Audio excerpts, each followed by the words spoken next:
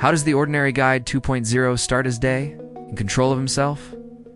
This week we've been on a journey. The first video direction gave us clarity, showing us the path forward. In the second, responsibility gave us weight, anchoring our actions with purpose. Today we're exploring the final piece of the puzzle for this week: silence. Silence gives us stability. Think about your morning. How does it start? For most people, it's a frantic rush. The alarm blares, and immediately, the phone is in hand. The world floods in. Notifications ping. Emails scream for attention. Social media feeds us a constant stream of opinions, news, and demands. Before you've even had a chance to fully wake up, your mind is hijacked. You're pulled in 100 different directions by 100 different sources.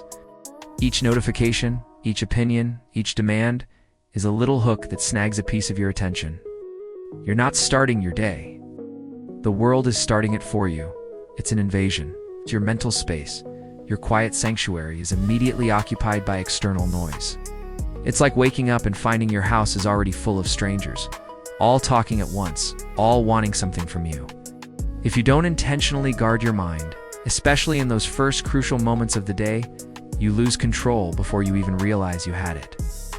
This isn't just about feeling overwhelmed. It's about giving away your power.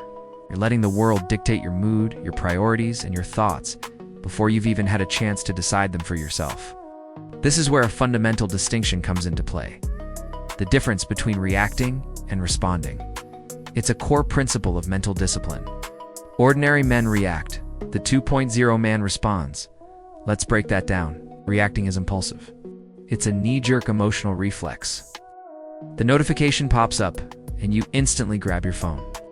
Someone cuts you off in traffic, and you immediately honk and get angry. An email with bad news arrives, and your whole day is ruined. Reacting is being a puppet on a string pulled by external events. Responding, on the other hand, is a choice. It's intentional. It involves a pause, a moment of consideration between the stimulus and your action. To respond, you need a space in your mind, a buffer zone. And how do you build that space? Through silence. Silence is the training ground for restraint. When you deliberately practice sitting in silence, you are training your mind not to jump at every little impulse. You're teaching yourself to be comfortable in the quiet, to not need constant stimulation. This practice of stillness builds mental muscle. It forges the ability to pause, to observe a situation without being immediately swept away by it. This restraint is a superpower in a world that's constantly trying to provoke a reaction from you. It's the difference between being a pawn in the world's game and being a player who chooses his own moves. This practice of silence goes deeper than just managing your day-to-day reactions. It's about forging your very identity. Think about it. Your thoughts determine your tone. I don't just mean the tone of your voice. I mean the tone of your entire being, your presence, your energy, the way you carry yourself. If your mind is a chaotic mess of unfiltered inputs from the outside world, what kind of tone will you project? Likely one of anxiety, distraction, and uncertainty. Your thoughts will be scattered, your decisions reactive. People can sense this. Your team, your family, your friends, they pick up on that chaotic frequency. But what happens when you start your day from a place of inner quiet? You give yourself the space to connect with your own thoughts, your own values, your own intentions. You get to decide what's important. You get to choose the thoughts you want to cultivate. This internal clarity creates a different kind of tone. It projects confidence, centeredness, and purpose.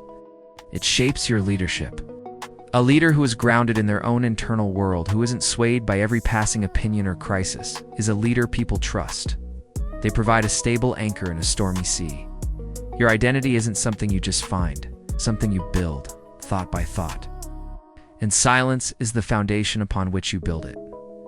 It's where you hear your own voice above the noise. So how do we put this into practice? It doesn't require a dramatic life overhaul. You don't need to go on a week-long silent retreat, although that could be beneficial. It starts with just 5 minutes. I call this the 5-minute reset. It's simple, accessible, and incredibly powerful.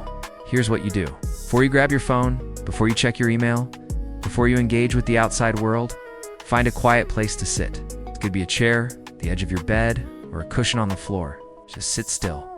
Close your eyes if that helps you. Turn your attention to your breath. Don't try to control it or change it. Just notice it. Feel the air coming in and feel it going out. Breathe slow. When your mind inevitably wanders in, it will gently guide it back to your breath. Don't judge yourself for getting distracted. The practice is the returning, not the perfect stillness. In these 5 minutes of quiet, you are creating a sacred space. Use this space to ask yourself a powerful question. Who am I going to be today? Not what do I have to do, but who am I going to be? Am I going to be focused, patient, decisive, courageous? You decide. You set the tone for your day. This isn't about magical thinking. It's about conscious intention. You are priming your mind, aligning your actions with your values before the world has a chance to impose its agenda on you. 5 minutes. That's all it takes to start your day from a position of power and self-direction. So here's the closing charge, the takeaway for today. Life is a battle fought on 2 fronts, the internal and the external. The external war is the one we see every day: the deadlines, the challenges, the competition, the difficult conversations. It's loud, demanding, and relentless. Most people focus all their energy on fighting this external war. They try to work harder, move faster, and out-hustle everyone around them. But they neglect the most important battlefield of all, the one inside their own mind. The internal war is the battle for focus against distraction, for peace against anxiety, for intention against impulse. This is the war that truly matters, because if you lose the internal war, you will never consistently win the external one. You'll be fighting with a disorganized, undisciplined, and demoralized army, your own thoughts. But if you can win the internal war first, if you can establish peace, order, and clarity within yourself before the day's external battles begin, you become unstoppable. You enter the world not as a victim of circumstance, but as a calm, centered warrior. You have already won the most important victory. So, win the internal war before the external one begins. Start with silence. Thank you for watching. If this resonated with you, like this video and subscribe for more content on becoming the 2.0 version of yourself. See you in the next one.